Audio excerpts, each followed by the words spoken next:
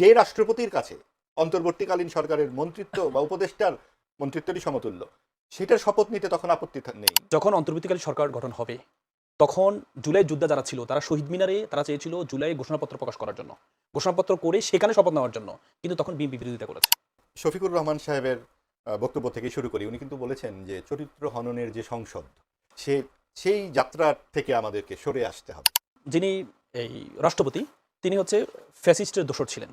বিশেষত বিএনপি অনেক ম্যাচিউর্ড আচরণ তখন করেছে। ওয়াকআউট হচ্ছে একটা গণতান্ত্রিক একটা স্বীকৃত প্রসিডিউর।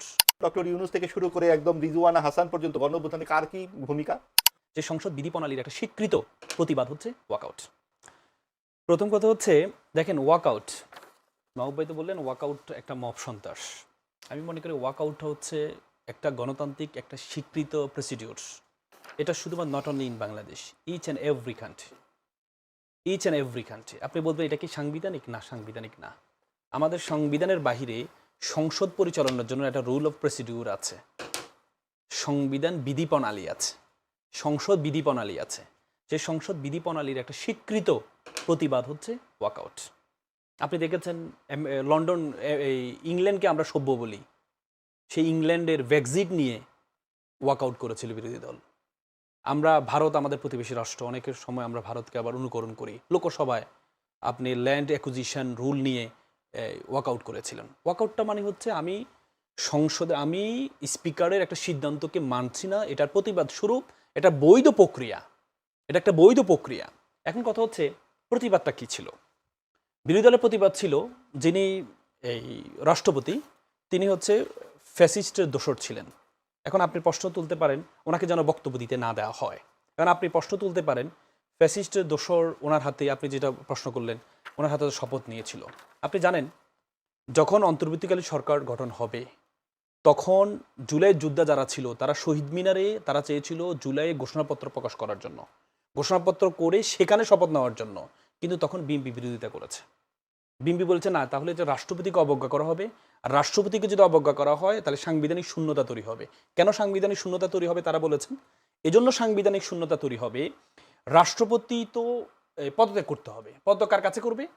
প্রধানমন্ত্রীর কাছে। প্রধানমন্ত্রী নেই, স্পিকারের কাছে করবে, স্পিকারও তো নেই, সবাই পালিয়ে গেছে। তাহলে রাষ্ট্রপতি কার কাছে পদত্যাগ করবে? যেহেতু রাষ্ট্রপতি পদত্যাগ করার জায়গায় নেই, এই জন্য রাষ্ট্রপতিকে রাখতে হবে, তাহলে সাংবিধানিক শূন্যতাটা কি হবে? শূন্যতা তৈরি হবে না। এই জন্য বিএনপির বিরোধিতার কারণে রাষ্ট্রপতিকে পদত্যাগ করানো যায় নাই, পরবর্তীতে বাধ্য হয়ে, যাতে ওয়ে নেই, শহীদ মিনারও শপথ নেওয়ার সুযোগ হয় নাই, পরবর্তীতে বাধ্য হয়ে এখন আমাদের শরীয়তে একটা বিধান যা জরুরাত তো বিহাল মাজুরাত, মানে প্রয়োজনে নিষিদ্ধ বস্তু সিদ্ধ হয়। ধরেন আপনি আপনার খাওয়ার কোনো ওয়ে নেই, কোনো হালাল খাওয়ার নেই, বাধ্য হয়ে শরীয়তের বিধান হচ্ছে যদি শুকরের মাংস থাকে আপনাকে সেটা খেতে হবে, কিন্তু যদি হালাল খাবার থাকে তাহলে শুকরের মাংস আপনার জন্য হারাম। এখন কথা হচ্ছে আজকে কি হয়েছে? আজকের আপনি প্রথমে সভাপতি ঘোষণা করলেন। সভাপতি কি আমাদের সংবিধানে আছে? আমাদের সংবিধান হচ্ছে সংবিধানের 74 আর্টিকেলে বলা আছে যতক্ষণ যদি কোনো সংসদ ভেঙে যায় আগের যিনি স্পিকার থাকবেন তিনি পরবর্তী সংসদের স্পিকার হিসেবে থাকবেন। এখন আপনি বলেন পরবর্তী সংসদের স্পিকার কি দেশে নাই? আছে। শামসুল হক টুকু সাহেব জেলে আছেন, ওনাকে প্যারেলে মুক্তি দিয়ে আপনি সাংবিধানিক ধারাবাহিকতা রক্ষা করার জন্য আপনি কি করতে পারতেন? এই সংসদ স্পিকারটা বানাতে পারতেন। তারপরে স্পিকার বানানোর পরে স্পিকার নির্বাচিত হওয়ার পর রাষ্ট্রপতি পদত্যাগ করতে পারতো, তারপর আপনি এভাবে ধারাবাহিকতা করতে পারতেন। কিন্তু না করে আপনি কি করলেন? সংবিধানের বাইরে গিয়ে একজন সভাপতি ঘোষণা করলেন। এখন আপনি সেটা কোথায় পেলেন? আপনি 1973 সালে একটা প্রেসিডেন্ট নিয়ে আসলেন, উদাহরণ নিয়ে আসলেন।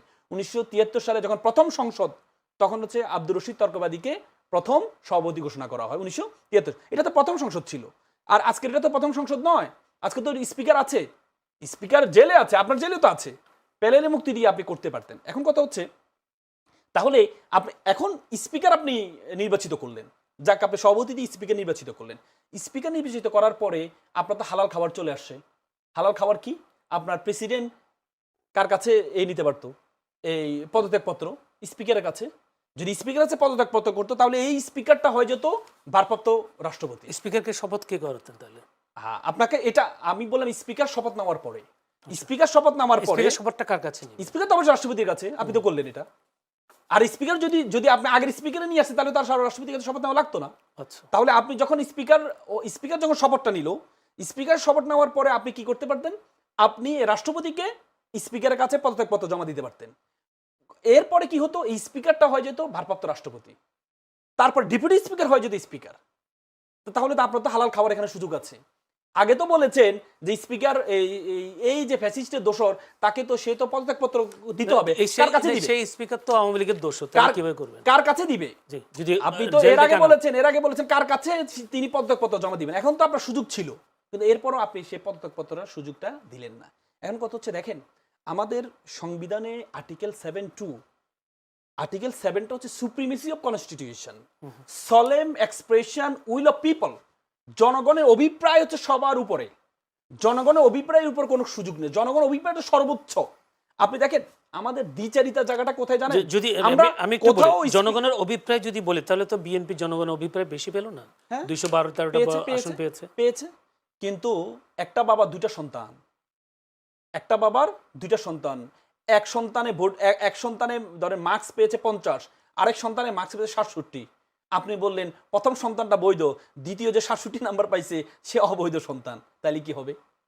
জনগণের অভিপ্রায় তো দুইটাই। গণভোট আপনাকে একটা জনগণ ভোট দিয়েছে দুই ধরনের ভোট, একটা হচ্ছে দেশ কে চালাবে দিয়েছে, প্রধানমন্ত্রী চালাচ্ছে, আর দেশ কিভাবে চলবে সেটাও তো অভিপ্রায় দিয়েছে। তো সে অভিপ্রায়কে তো আপনি অবৈধ সন্তান বলছেন এখন।